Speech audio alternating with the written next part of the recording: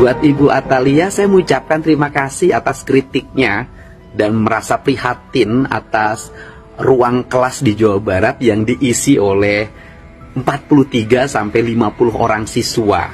Dan tidak semuanya, Bu, hanya 38 sekolah yang merekrut 43 sampai 50 siswa.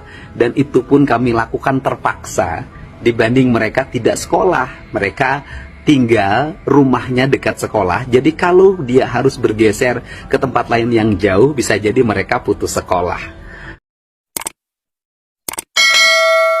Kebijakan Gubernur Jawa Barat, Kang Deddy Mulyadi KDM untuk menaikkan kapasitas sekolah negeri menjadi 50 siswa per kelas menuai perhatian luas. Keputusan ini diumumkan dalam konferensi pers di Gedung Sate, dengan alasan untuk menampung sebanyak mungkin siswa dari keluarga tidak mampu yang kerap tidak lolos seleksi PPDB. KDM menyebut kebijakan ini sebagai langkah darurat demi keadilan pendidikan. Reaksi publik langsung bermunculan. Sebagian orang tua dan siswa menyambut kebijakan ini dengan gembira karena peluang masuk sekolah negeri terbuka lebih besar. Namun, kalangan pendidik merasa cemas. Mereka khawatir beban guru akan bertambah dan proses belajar mengajar menjadi tidak efektif. Perdebatan pun meluas di media sosial dan media massa. Para pengamat pendidikan menyatakan bahwa meski niatnya baik, kebijakan ini harus dibarengi dengan peningkatan fasilitas dan jumlah guru. Banyak sekolah di Jawa Barat masih kekurangan ruang kelas dan tenaga pendidik yang mumpuni. Tanpa itu, menambah jumlah siswa dalam satu kelas bisa berdampak buruk pada mutu pendidikan. Di sisi lain, Kang Deddy merasa yakin bahwa kebijakan ini adalah jawaban atas keresahan masyarakat selama ini. Ia mengatakan, daripada anak-anak ini tidak sekolah dan terjerumus ke jalanan, lebih baik mereka belajar di ruang yang sesak daripada tidak sama sekali.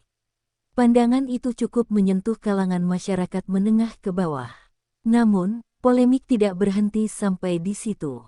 Kebijakan ini mulai mendapat perhatian nasional, terutama dari para anggota DPR RI yang membidangi pendidikan. Salah satu yang paling vokal mengkritik adalah Atalia Praratia, anggota Komisi X DPR RI dan istri mantan Gubernur Jawa Barat, Ridwan Kamil. Atalia Praratia secara terbuka menyampaikan kritik tajam terhadap kebijakan KDM dalam sebuah rapat dengar pendapat di Senayan. Ia menyebut langkah tersebut sebagai bentuk penanganan instan terhadap masalah kompleks dalam dunia pendidikan. Pendidikan itu bukan urusan kuantitas semata. Kualitas, kenyamanan, dan perkembangan psikologis anak-anak harus menjadi perhatian utama, ujarnya. Pernyataan Atalia itu langsung menjadi topik hangat di berbagai kanal berita dan forum diskusi pendidikan. Ia menambahkan bahwa ruang kelas yang penuh sesak bisa menimbulkan stres pada siswa dan guru, bahkan berpotensi meningkatkan angka kekerasan di sekolah. Anak-anak bukan karung beras yang bisa dijejalkan ke ruang sempit, katanya lantang, disambut tepuk tangan. Banyak netizen menganggap kritik Atalia mewakili suara para guru dan orang tua yang khawatir akan masa depan pendidikan anak-anak mereka.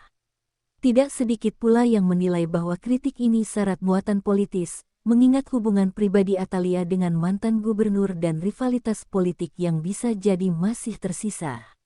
Perdebatan di ruang publik semakin panas. Pihak KDM pun menganggap kritik itu terlalu menyederhanakan realitas di lapangan. Menurutnya, pemerintah pusat tidak memberikan alokasi cukup untuk menampung lonjakan jumlah siswa setiap tahun. Jika hanya berpatokan pada standar ideal tanpa memperhatikan realitas sosial, maka akan ada ribuan anak yang kehilangan haknya untuk bersekolah.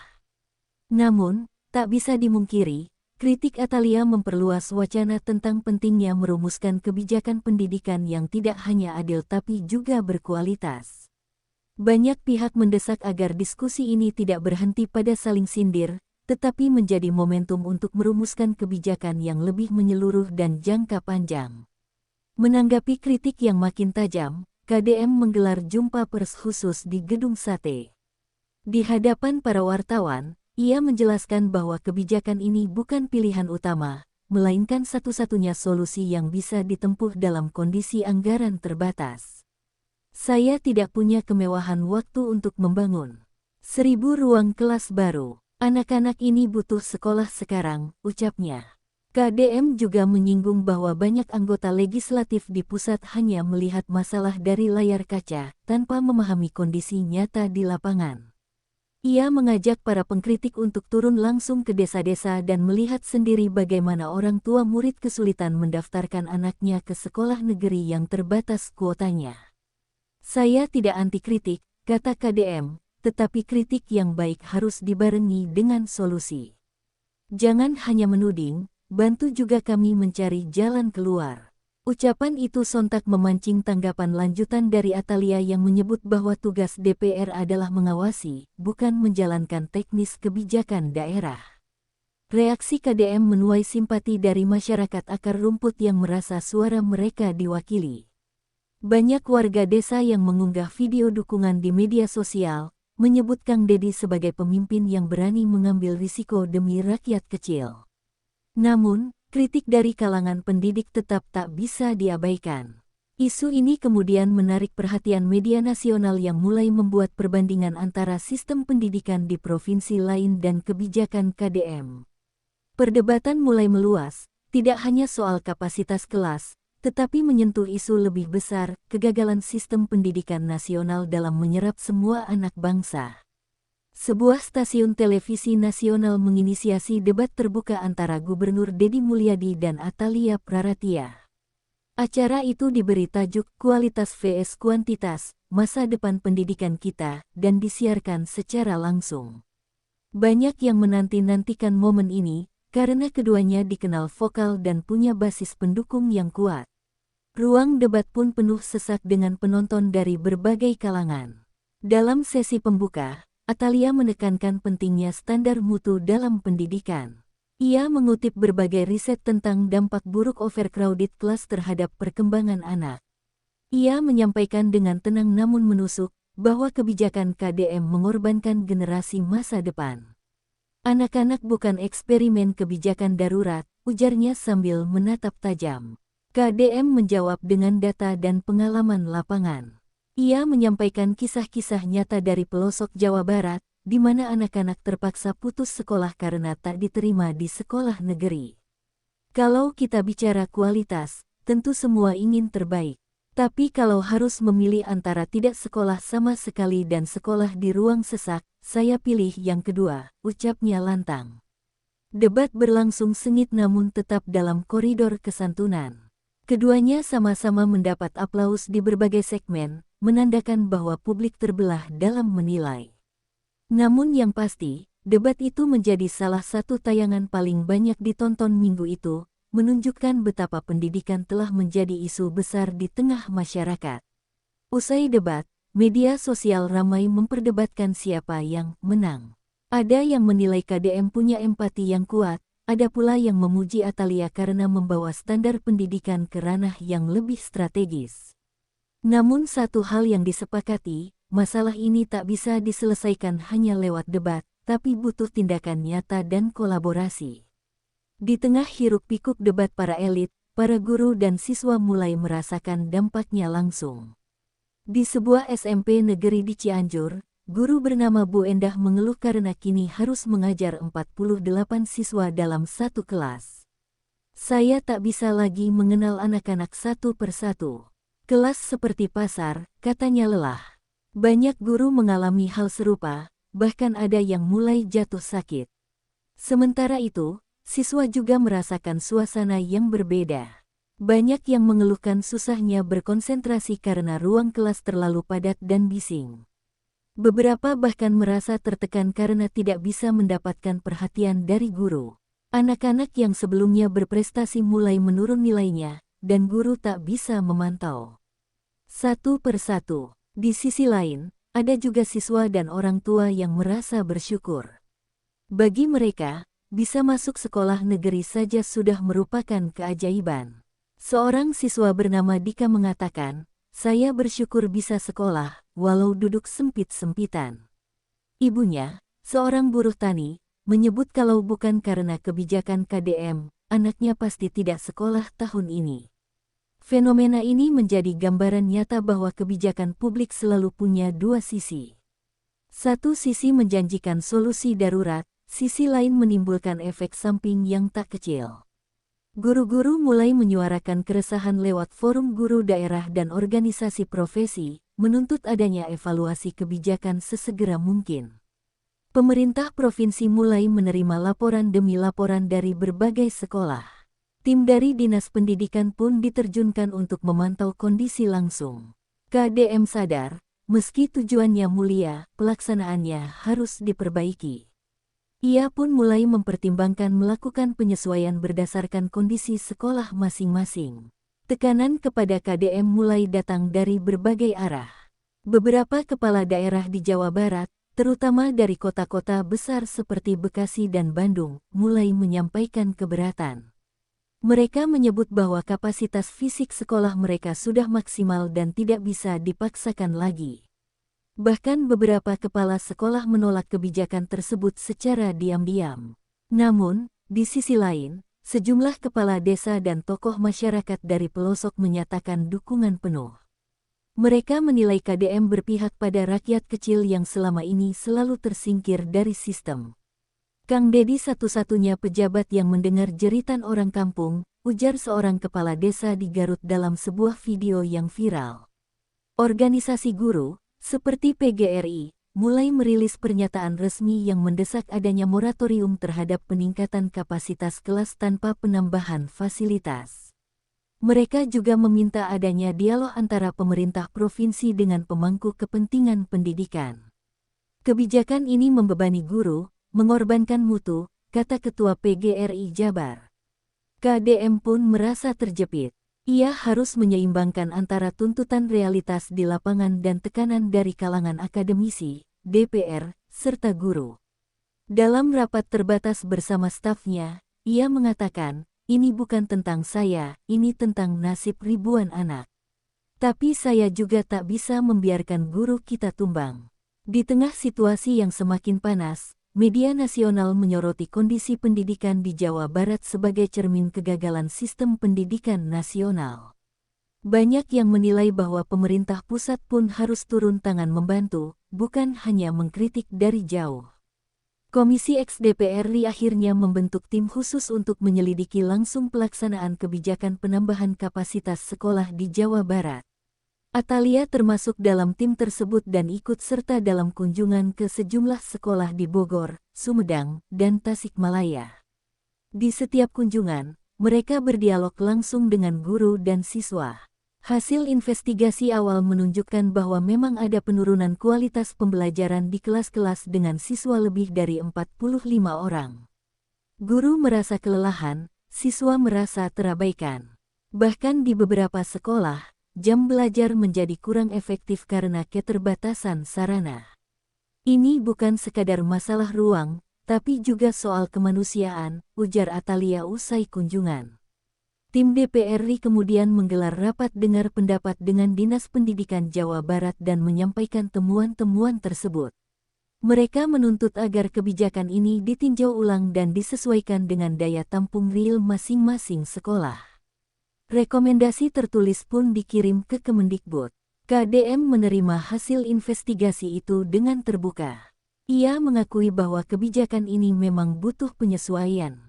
Namun, ia juga menyampaikan bahwa banyak anak yang kini bisa mengakses pendidikan berkat kebijakan ini. Kalau ada kekurangan, mari kita perbaiki bersama. Jangan saling menyalahkan, katanya. Suasana mulai mencair. Kritik yang tadinya tajam mulai berubah menjadi ruang dialog yang produktif. KDM dan Atalia mulai menemukan titik temu dalam berbagai diskusi lanjutan yang kini lebih fokus pada solusi ketimbang perdebatan personal.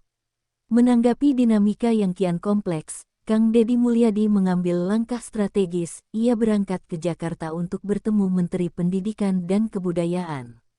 Pertemuan itu digelar di ruang kerja Menteri dengan suasana formal namun hangat. KDM menyampaikan data lapangan lengkap, termasuk laporan guru, kondisi ruang kelas, dan cerita-cerita dari orang tua yang sebelumnya putus asa. Ia tidak datang hanya membawa kritik, melainkan juga proposal, permintaan tambahan alokasi anggaran untuk pembangunan ruang kelas modular, pelatihan guru untuk mengelola kelas besar, serta penyesuaian kebijakan zonasi agar distribusi siswa lebih merata. Anak-anak ini butuh ruang yang layak, dan guru butuh dukungan agar tidak kelelahan, ujarnya dengan nada yang mencerminkan tekanan sekaligus harapan. Menteri merespons dengan lebih dari sekadar mendengarkan. Ia menyetujui untuk membentuk tim gabungan pusat provinsi guna mengkaji ulang pelaksanaan dan dampak kebijakan kapasitas tersebut. Ada komitmen awal untuk mempercepat pencairan dana alokasi khusus, dan juga uji coba model kelas adaptif di beberapa kabupaten yang punya kesiapan berbeda. Dalam pertemuan itu, Atalia, yang sebelumnya sempat menjadi pengkritik paling vokal, mengirimkan surat terbuka mendukung pembentukan forum teknis bersama. Ia mengakui bahwa kritiknya dimaksudkan untuk memperbaiki, bukan memecah. Dialog tiga pihak, eksekutif provinsi, legislatif pusat, dan kementerian mulai terasa nyata sebagai ruang kolaborasi, bukan adu kekuatan. Kepulangan KDM ke Bandung disambut oleh berita positif di beberapa media. Meskipun kritik belum sepenuhnya tuntas, sinyal adanya kerja sama lintas institusi memberi harapan baru. Bagian paling penting adalah, momentum itu tidak lagi tentang siapa yang benar, tapi tentang bagaimana memperbaiki sistem demi anak-anak yang selama ini terpinggirkan. Setelah gelombang kritik dan kunjungan, pemerintah Provinsi Jawa Barat mulai melakukan refleksi mendalam. KDM membentuk tim inklusif berisi pendidik, perwakilan orang tua, akademisi, dan psikolog anak untuk mengkaji ulang kebijakan kapasitas kelas. Mereka tidak lagi sekadar melihat angka siswa, tetapi bagaimana pengalaman belajar sebenarnya berlangsung. Hasil kajian menunjukkan bahwa satu solusi tunggal tidak memadai. Maka muncul kebijakan baru, kapasitas adaptif, kelas diatur sesuai kesiapan infrastruktur dan tenaga pengajar, tidak rigid 50 orang di semua tempat. Sekolah dengan ruang dan guru memadai boleh menambah, yang belum siap diberi waktu dan dukungan pembangunan bertahap. Penempatan guru tambahan juga diprioritaskan lewat program insentif. Atalia ikut terlibat dalam forum evaluasi tersebut, bukan lagi sebagai pengkritik dari luar, tetapi sebagai fasilitator aspirasi. Ia mendorong transparansi data dan pelibatan masyarakat dalam memantau implementasi. Ada pengakuan publik bahwa konfrontasi awal membuka pintu diskusi yang sebelumnya tertutup oleh polarisasi. Reformasi kecil lain muncul, pelatihan manajemen kelas besar untuk guru, penggunaan teknologi sederhana untuk pembelajaran diferensial, dan pilot proyek ruang kelas fleksibel yang bisa dipisah bila perlu. Influencer pendidikan juga diajak menyebarkan praktik baik sehingga tekanan publik lebih konstruktif. Perubahan ini tidak instan, tapi terasa sebagai langkah evolutif. Masyarakat mulai melihat bahwa kritik dan kepemimpinan bisa bersinergi, satu mempertanyakan, yang lain merespons, dan akhirnya, solusi bergulir dari dialog bukan desakan. KDM sendiri mengakui bahwa ia belajar banyak dari konfrontasi itu, bahwa mendengar sesungguhnya adalah bagian dari memimpin. Akhir cerita bukan tentang siapa yang menang dalam debat, melainkan tentang bagaimana sistem berubah sedikit demi sedikit. Kebijakan kapasitas adaptif resmi diluncurkan dengan roadmap 3 tahun. Sekolah di daerah padat mendapatkan tambahan ruang dan guru, sementara daerah terpencil mendapat pendekatan alternatif seperti kelas bergilir dan pusat belajar komunitas. Atalia dan KDM tampil bersama dalam satu acara publik untuk menyampaikan hasil kolaborasi itu. Mereka berbicara tentang pentingnya memperlakukan kritik sebagai energi positif dan membangun jembatan antar institusi. Masyarakat melihat momen itu sebagai simbol bahwa perbedaan pandangan bisa dipadukan dalam satu narasi besar, pendidikan yang adil dan layak. Tak semua pihak sepenuhnya puas, masih ada yang menuntut percepatan, ada pula yang menginginkan standar lebih ketat. Tapi berubahnya mekanisme respons membuat perdebatan berikutnya terjadi dengan dasar data, bukan emosi. Anak-anak di beberapa sekolah mulai merasakan perbedaan, kelas tidak lagi sesak tanpa solusi, guru mendapat dukungan, dan orang tua melihat transparansi. KDM menggunakan pengalaman ini sebagai dasar program komunikasi kebijakan baru, melibatkan masyarakat sebelum keputusan besar, menguji coba secara terbatas, lalu skalakan dengan evaluasi. Sementara itu, Atalia mendorong legislasi penguatan forum monitoring publik di bidang pendidikan, agar suara akar rumput tidak hilang dalam hierarki birokrasi. Di akhir, cerita ini jadi pelajaran bahwa pendidikan berkeadilan bukan sekadar distribusi kuota, melainkan proses terus-menerus antara responsif dengan bertanggung jawab.